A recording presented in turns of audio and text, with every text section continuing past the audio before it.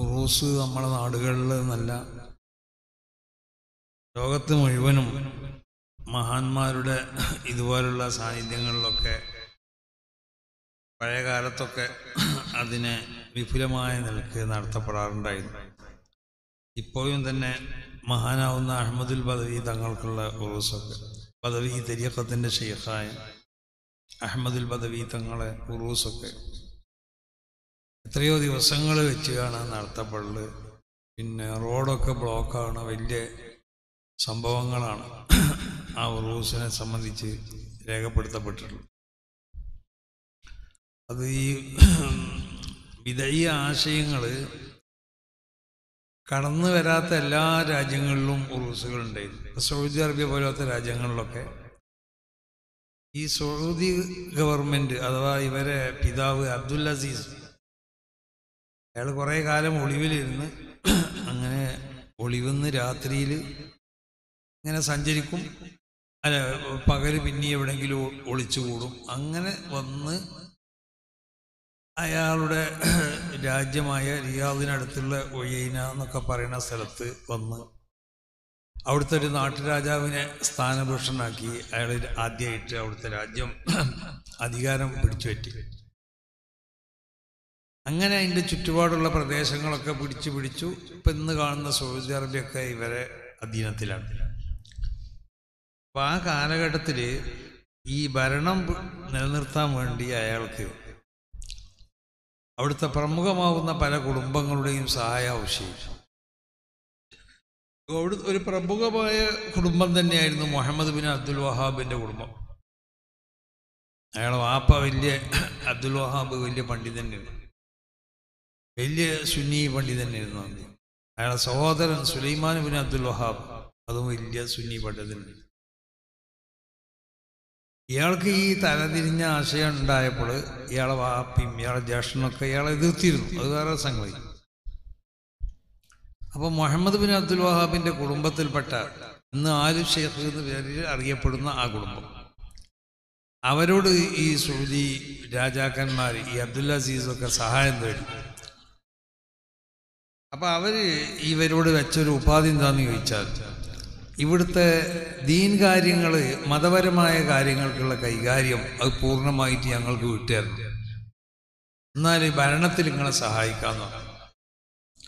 രാജാവിന് ഭരണം നിലനിർത്തലെന്ന് അബ്ദുൽ അസീസ് രാജാവിനെ സംബന്ധിച്ചിടത്തോളം ആവശ്യം. അപ്പം അയാൾ സമ്മതിച്ചു, ഇതാ ഇവിടുത്തെ ഭരണകാര്യത്തിൽ ഞങ്ങളെ സഹായിക്കണം, നിങ്ങൾ മതപരമായ കാര്യങ്ങളിലുള്ള പൂർണ്ണ അധികാരങ്ങൾക്ക് തന്നു, നിങ്ങൾ അത് നടത്തിക്കൊള്ളി. അങ്ങനെ അവര് മതപരമായ കാര്യങ്ങളിലുള്ള പൂർണ്ണ അധികാരം ഈ കുടുംബത്തിൻ്റെ നിർദ്ദേശം അനുസരിച്ചായപ്പോൾ അവരവിടെ ഉണ്ടായിരുന്ന ഇതുപോലുള്ള മക്കാമുകളൊക്കെ അവിടെ ഉണ്ടായിരുന്നു. അതിനൊക്കെ തച്ച് തരിപ്പണാക്കി. ഉറൂസുകളൊക്കെ എല്ലായിടത്തും ഉണ്ടായിരുന്നല്ല, അതിൻ്റെ പല ഭാഗങ്ങളിലുണ്ടായിരുന്നു. അതൊക്കെ നിർത്തലാക്കി. നമ്മളെ നാട്ടിലുള്ളതുപോലെ മൗലിദും ദിക്റുകളൊക്കെ ഉണ്ടായിരുന്നു. മൗലിദ് ദിക്റിൻ്റെ കിതാബുകളൊക്കെ ചുട്ടുകരിച്ചു. മഹാനാവുന്ന അസരി തങ്ങൾ ഒരിക്കൽ പറഞ്ഞു, മുപ്പര് ഹുലൈസ് വാദി ദവാസിർ അടുത്തൊരു സ്ഥലത്ത് അവിടുത്തെ ഒരു മദ്രസയിൽ സൗദി ഗവൺമെൻറ് കീഴിലുള്ളൊരു മദ്രസയിൽ അധ്യാപകനായി ജോലി ചെയ്യുന്ന കാലത്ത് ഒരു അസറിൻ്റെ ശേഷം അവിടുത്തെ പള്ളിയിലെ ഒരു ഇമാമിനെ കൊണ്ടുവരപ്പെട്ടു. പോലീസുകാർ കൊടുത്തിട്ട് മഹക്കമത്തു ഷറഈ കോർട്ട് എന്നുള്ളതായ ഒരു വിധി പകർപ്പ് വായിച്ചു. കുറച്ച് മൗലീദിൻ്റെ കിതാബുകളൊക്കെ പോലീസുകാരുടെ കയ്യിലുണ്ട്. അതൊക്കെ കാണിച്ചിട്ട് പറഞ്ഞു, ഇവർ ഈ മൗലീദിൻ്റെ കിതാബുകളും ഈ റാത്തീബുകളൊക്കെ ചെല്ലുന്ന ആളാണ്, അതുകൊണ്ട് ഇവനെ 80 അടി അടിക്കണമെന്നാണ് നിയമം. മഹക്കമത്തു ഷറഈയതിൻ്റെ വിധി, കോർട്ടിൻ്റെ വിധി ഇവനെ 80 അടി അടിക്കണം എന്ന് പറഞ്ഞ് ജനങ്ങളെ മുന്നിൽ വെച്ച് അയാളെ 80 അടി അടിച്ചു. ഈ കിതാബുകളെല്ലാം കൂടി ഈ മൗലിദ് കിതാബൊക്കെ പെട്രോൾ ഒഴിച്ച് ചുട്ടു. അപ്പം ഞാൻ എന്താ പറഞ്ഞുകൊണ്ടിരുന്നെന്ന് ചോദിച്ചാൽ, ഈ സൗദി രാജാക്കന്മാരുടെ പിതാവ് അബ്ദുൽ അസീസ് ഈ രാജ്യം കൈകാര്യം ചെയ്യുന്നതിന് മുമ്പ് അവിടേക്കുള്ള വിശ്വാസങ്ങളും അവിടേക്കുള്ള ദീനീ സ്വഭാവങ്ങളൊക്കെ ഇന്ന് നമ്മളെ നാട്ടിലുള്ള സുന്നികളാവുന്ന നമ്മൾ ചെയ്യുന്നത് പോലെ തന്നെയായിരുന്നു എന്നുള്ള അർത്ഥം. അപ്പോൾ ഇപ്പോൾ കുറേ ആളുകൾ നമ്മളെ കുട്ടികളൊക്കെ സൗദി അറേബ്യയിലൊക്കെ പോയി വരുമ്പോൾ അവരെ ചിലപ്പോൾ വ്യത്യാസപ്പെടാറുണ്ട്. അവിടെയുള്ള ചിലതൊക്കെ ശരിയാണ്. എന്നാൽ തന്നെ ഇവിടുത്തെ ഈ മുജാഹിദിൻ്റെ എല്ലാ ആശയങ്ങളും അവർക്കില്ലേ. സ്ത്രീകൾ പള്ളിയിൽ പ്രവേശിക്കുന്നതിന് അവരെതിരാണ്, കുത്തുബ മാതൃഭാഷയിലാക്കുന്നതിന് അവരെതിരാണ്. അങ്ങനെ പല സംഗതിയിലും ഇവരേറ്റ് എതിരുണ്ട്. അത് വേറൊരു സംഗതി. അപ്പം ഞാനതൊന്നുമല്ല പറയണത്. അപ്പം ഞാൻ എന്താ പറഞ്ഞു കൊണ്ടിരുന്നു വെച്ചാൽ, ലോകത്തെല്ലോടത്തുള്ള ഒരു സംഭവങ്ങളായിരുന്നു ഇതൊക്കെ. ഉറൂസിനോടനുബന്ധിച്ചു ഈ ഉറൂസിനെ ഒരിക്കലും അതിനെ എതിർക്കപ്പെടേണ്ട ഒന്നും ഉറൂസിലില്ല.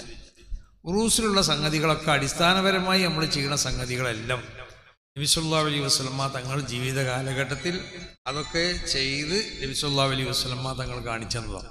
എല്ലാം ഒന്ന് ഉറൂസിലുള്ള ഏറ്റവും പ്രധാനപ്പെട്ട സംഗതിയാണ് ഇപ്പം നമ്മൾ ചെയ്തതുപോലുള്ള സിയാറത്ത്. ഇപ്പം ഞാനവിടെ വന്നു ആദ്യമായിട്ടൊരു സിയാറത്ത് ചെയ്തു.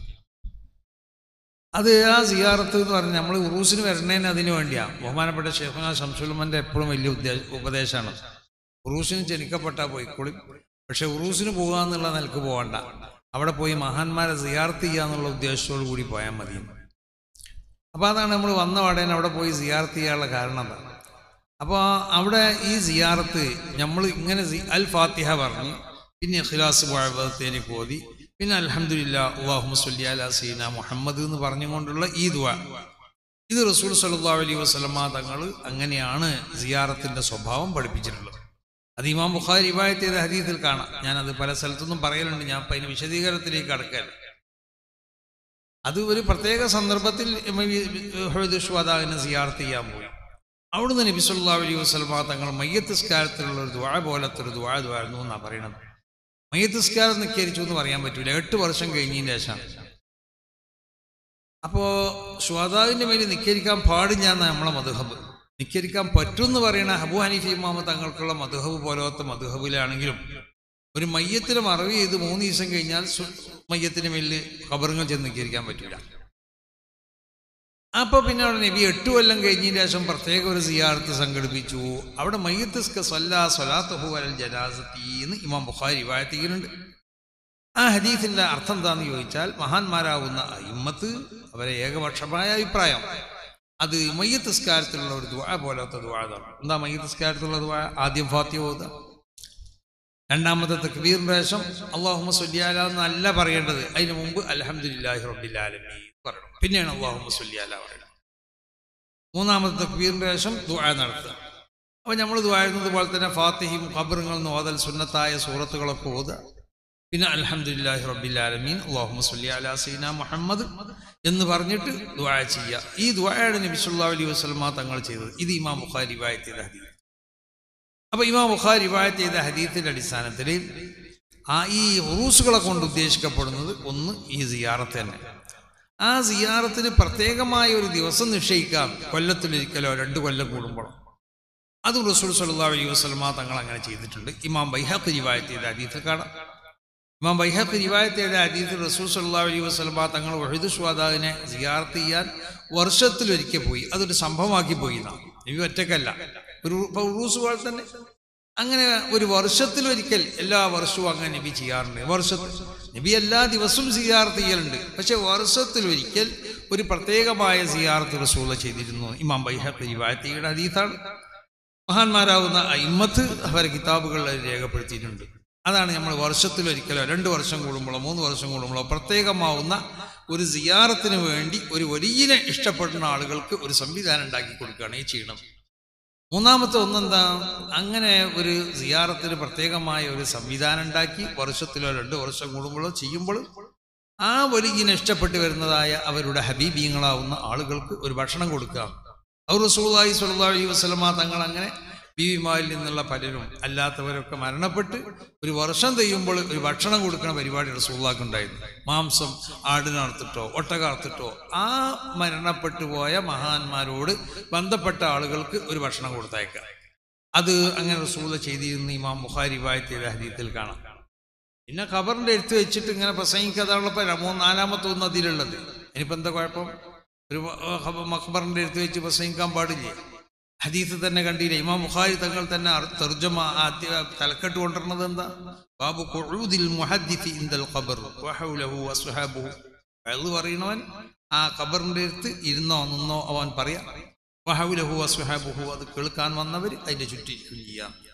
അപ്പം ഇങ്ങനെ നബി സല്ലല്ലാഹു അലൈഹി വസല്ലമ തങ്ങൾ അടിസ്ഥാനപരമായി ഈ ചെയ്യുന്ന കാര്യങ്ങളൊക്കെ റസൂലുള്ളാഹിന്റെ ജീവിതത്തിൽ നബി ചെയ്ത് കാണിച്ചു തന്നതിൻ്റെ അടിസ്ഥാനത്തിലാണ് ഈ ഉറൂസുകളൊക്കെ നമ്മൾ നടത്തുന്നത്.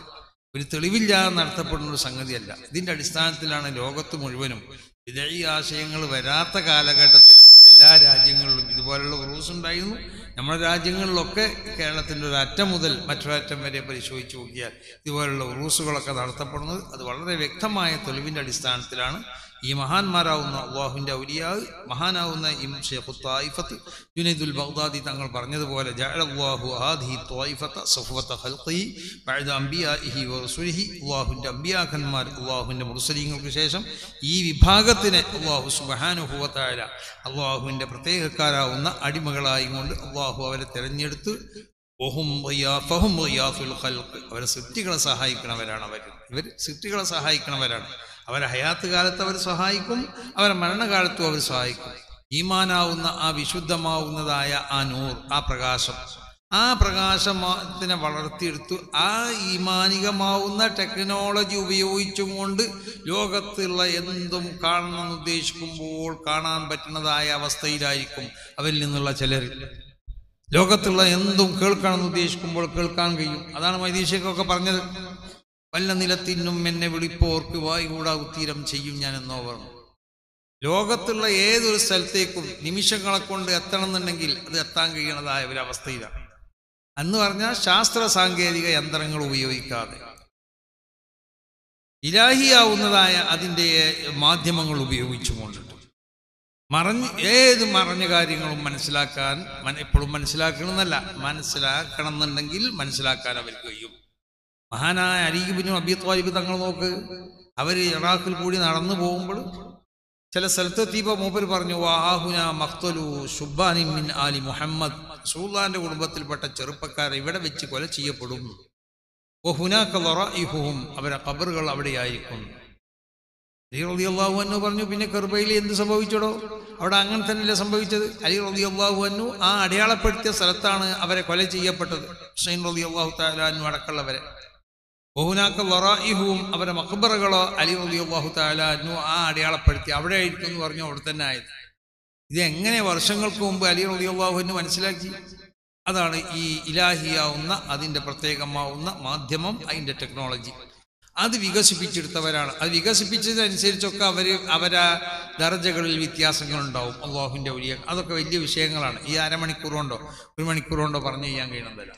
അപ്പം ആ നിലക്ക് അവരൊക്കെ അല്ലാഹുവിൻ്റെ മഹത്തുക്കളാവുന്ന ആളുകളാണ്. ഇസ്തിഖാമത്ത് എന്ന ആ വിശുദ്ധമായ പദവി അത് ലൻ യുതീഖഹ ഇല്ലൽ അകാബിർ. അൽ ഇസ്തിഖാമത്തു ദറജത്തുൻ ലൻ യുതീഖഹ ഇല്ലൽ അകാബിർ. അത് സാധാരണക്കാർക്ക് അത് ഉണ്ടാക്കാൻ കഴിയില്ല, അത് വലിയ മഹാന്മാർക്കേ ഉണ്ടാക്കാൻ കഴിയുള്ളൂ. അല്ലാഹുവിൻ്റെ അമ്പിയാക്കന്മാരിൽ കാണപ്പെടുന്ന ആ വിശുദ്ധമായ സ്വഭാവമാണ് ഇസ്തിഖാമത്ത്. സർവ്വസമയത്തും അല്ലാഹുവിൻ്റെ തിരുഹദറത്തിലാണെന്നുള്ള ബോധത്തോടു കൂടി ജീവിക്കുക. അത് അവർക്ക് ഉണ്ടാവുള്ളൂ, സാധാരണക്കാർക്ക് ഉണ്ടാക്കാൻ കഴിയൂല. ആ ഇസ്തിഖാമത്തിനുണ്ടാക്കിയവരാണ് ഈ മഹത്തുക്കളാവുന്ന അല്ലാഹുവിൻ്റെ ഔലിയാ. അതുകൊണ്ട് ആ ഔലിയാവിനോടുള്ള ആദരവ്, ബഹുമാനം ഇതൊക്കെ ഈമാനിൻ്റെ ഏറ്റവും പ്രധാനപ്പെട്ടതായ ഒരു ഭാഗമാണ്. അതിൽ കൂടി മാത്രമേ ഈമാനിനെ വളർത്തിയെടുക്കാനും ഈമാനിനെ ശക്തിപ്പെടുത്താനും സാധ്യമാവുള്ളൂ. എല്ലാവരോടും ഉണർത്തിക്കൊണ്ടിട്ട് അല്ലാഹു സുബ്ഹാനഹു വ തആല ഇതിനെ കബൂൽ ചെയ്യട്ടെ. അല്ലാഹു ഇതിനു വേണ്ടി പ്രവർത്തിക്കുന്നവർക്കൊക്കെ അല്ലാഹു എല്ലാ നിലക്കുള്ള ഖൈറും ബർക്കത്തും ചെയ്യട്ടെ. നമ്മളോട് ദുആ കൊണ്ടേൽപ്പിച്ച എല്ലാവർക്കുള്ള എല്ലാ രോഗങ്ങളെയും അർഹമുർ റഹീമീനായ തമ്പുരാനെ നീ ശിഫയാക്കണേ.